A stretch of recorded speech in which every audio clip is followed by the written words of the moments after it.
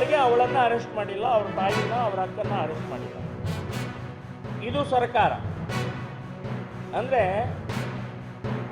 ಇಲ್ಲಿ ಕಾಂಗ್ರೆಸ್ ಸರ್ಕಾರ ಅನ್ನುವಂಥದ್ದು ಒಂದು ಕಡೆಗೆ ಮುಸ್ಲಿಂ ಅಪೀಸ್ಮೆಂಟು, ಇನ್ನೊಂದು ಕಡೆಗೆ ಸೋನಿಯಾ ಗಾಂಧಿ ಮತ್ತು ರಾಹುಲ್ ಅಪೀಸ್ಮೆಂಟು. ಅಂದರೆ ಕ್ರಿಶ್ಚಿಯನ್ರು ಕೂಡ ಇವರಿಗೆ ಬೇಕು, ಅವ್ರು ಏನು ಮಾಡಿದರೂ ನಡೆಯುತ್ತೆ ಅಂತನ್ನುವಂಥ ಭಾವನೆಯಲ್ಲಿ ಇವತ್ತಿನ ಕಾಂಗ್ರೆಸ್ ಸರ್ಕಾರ ಇದೆ.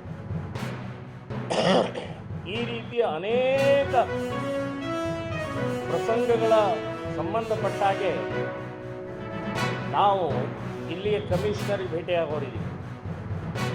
ಎಷ್ಟು ಕುಟುಂಬಗಳನ್ನು, ಎಷ್ಟು ಸಂಸಾರಗಳನ್ನು, ಎಷ್ಟು ಮಕ್ಕಳನ್ನು, ಎಷ್ಟು ಗಂಡ ಹೆಂಡತಿಯನ್ನು ಹಾಳು ಮಾಡಿದ್ದಾರೆ ಇವರು ಕ್ರಿಶ್ಚಿಯನ್ರು. ಮನೆ ಹೊಡೆದಿದ್ದಾರೆ, ಮನಸ್ಸು ಹೊಡೆದಿದ್ದಾರೆ ಅಂತನ್ನುವಂಥದ್ದನ್ನು ದಾಖಲೆ ಸಹಿತ ಕಮಿಷನರ್ಗೆ ಭೇಟಿಯಾಗಿ ಇದನ್ನು ಸುಧಾರಣೆ ಮಾಡಿ, ಇಲ್ಲಾದರೆ ನಾವು ಭಾಳ ಅದರ ವಿರುದ್ಧ ಹೋರಾಟ ಮಾಡಬೇಕಾಗತ್ತೆ ಅಂತನ್ನುವಂಥ ಎಚ್ಚರಿಕೆ ಕಮಿಷನರ್ಗೆ ಹೋಗಿ ಕೊಡೋರಿಗೆ, ಡಿ ಸಿಗೆ ಹೋಗಿ ಕೊಡೋರಿಗೆ. ಇಲ್ಲೇ ಹುಬ್ಬಳ್ಳಿ ನಗರದಲ್ಲಿ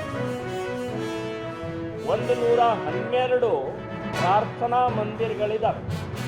ಮನೆಗಳಲ್ಲಿ ಮಾಡ್ತಾರೆ, ಬಾಡಿಗೆ ತಗೊಂಡಿದ್ದಾರೆ. 112 ಇಲ್ಲಿಗಲ್, ಯಾವುದೇ ಪರ್ಮಿಷನ್ ಇಲ್ಲ,